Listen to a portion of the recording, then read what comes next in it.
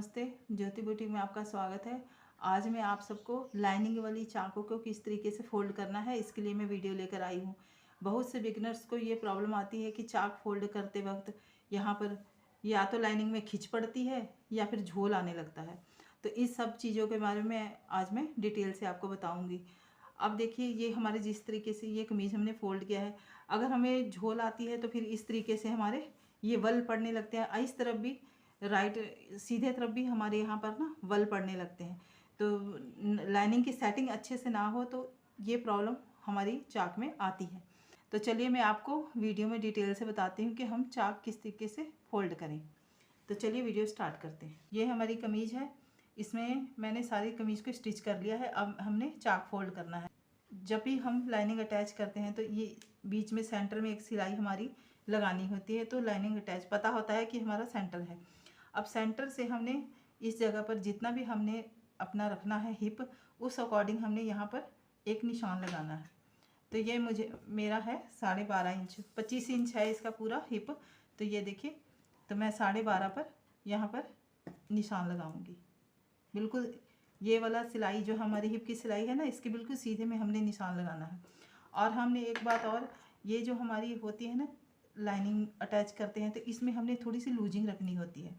अगर हम बिल्कुल फिक्स में लेंगे ना तो हमारी लाइनिंग टाइट हो जाएगी, तो हमारे यहाँ पर खिंच पड़ने लग जाएगी राइट साइड। तो ये हमने थोड़ी सी देखी, ये देखी मैंने इतनी सी लूजिंग यहाँ रखी हुई है। कम से कम एक एक पैर की लूजिंग रखी हुई। ये रखना बहुत ज़रूरी होता है क्योंकि ये कॉटन की लाइनिंग होती है। जब हम इसे वॉश करते हैं तो ये श्रिंक होती है, तो उसके कारण फिर हमारी सेटिंग सारी ख़राब होती है पूरी। तो इसमें हमें जब भी लाइनिंग कोई भी सूट सिलें, चाहे आप कॉटन में सिलें या फिर सिंथेटिक सिलें, जो भी सिलें, तो सब में हमने इतना सा लूजिंग रखना है लाइनिंग में। अब मैं यहाँ पर हिप वाले निशान से लेकर सीधा निशान लगाऊंगी। जो पहले हाथ से आपने इस तरीके से लाइनिंग को इधर थोड़ा सा इस तरफ कर देना। उसके बाद से फिर हमने भी अटैच, यहाँ भी अटैच की हुई है लाइनिंग, देखिए यहाँ भी अटैच कर लिए। अब हाथ से हमने इधर करना है, जितना भी हमारा एक्स्ट्रा है अच्छे से इस तरह बैठा लें। उसके बाद आपने जितना हमारा हिप है उतना ही हमने घेर रखना है। तो ये निशान से लेकर यहाँ से हमने बिल्कुल निशान लगाते जाना है। तो मेरा यहाँ 12.5 पर आएगा, तो मैं 12.5 पर निशान लगाती जाऊँगी। यहाँ पर ये देखिए, यहाँ तक लगा दिए।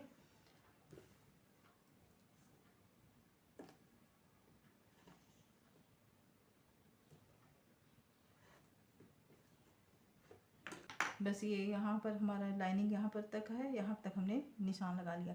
अब इसी निशान के ऊपर हमने यहाँ पर मशीन रखनी है। तो यहाँ पर हमने स्टिच करना है, रफ स्टिच लगानी है हमने।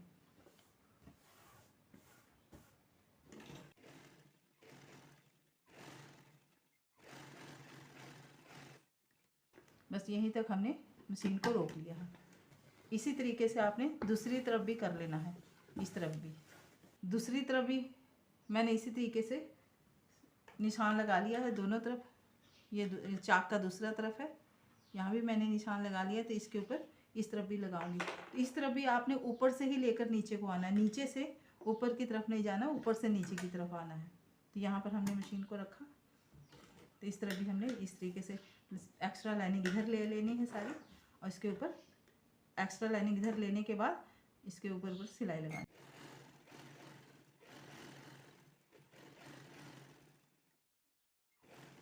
अब देखिए, मैंने दोनों तरफ, इधर भी मैंने सिलाई लगा ली, इस तरफ भी मैंने सिलाई लगा ली। अब देखिए हमारी लाइनिंग में इतनी सी लूजिंग है, तो इसमें हमारा सही रहेगा। हमारी कमीज में बिल्कुल खींच नहीं पड़ेगी। अब सिलाई लगाने के बाद अब इसे हमने कच्चा करना है। इसे फोल्ड करने के बाद तो चाहे तो आप सुई से कर लें या फिर मशीन से करें। मैं मशीन से आपको कच्चा करना बताऊंगी, किस तरीके से हम इसे फोल्ड करना है, तो उसका कच्चा हमने किस तरीके से करना है। तो अब ये हमारी सिलाई लग गई।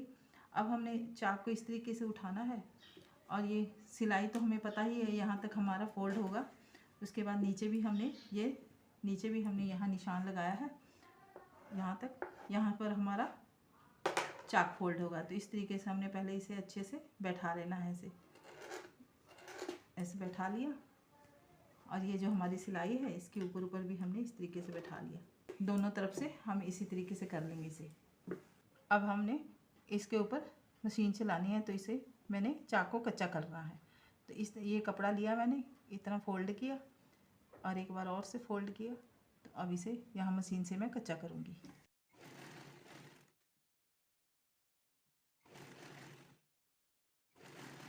अब एक साइड का मैंने चाक का कच्चा कर लिया, दूसरे साइड भी मैं करके दिखाऊंगी वो मैंने किस तरीके से करना है। अब देखिए मैंने एक साइड में कच्चा कर लिया है, अब मैं दूसरी साइड का कच्चा करके दिखाती हूँ वो किस तरीके से करना है। फिर मैंने नीचे से ऊपर की तरफ जाना है, ये हमारा थोड़ा उल्टा हाथ आ जाता है, फिर भी मैं इधर से नीचे से ऊपर की तरफ जाऊँगी। अगर ऊपर से नीचे की तरफ आओ ना, तो कई बार हमारा जब हम इस तरीके से फोल्ड करते हैं ना, तो ये हमारा बड़ा छोटा आ जाता है। जैसे हम ये चाक से यहाँ से कच्चा करते हुए इस तरफ जाएंगे ना, तो कई बार ऐसा होता है ये हमारा इधर बढ़ जाता है तो बड़ा हो जाता है। तो जब भी आपने कच्चा करना है नीचे से ऊपर की तरफ जाना है। तो इधर भी मैं नीचे से ऊपर की तरफ ही जाऊंगी।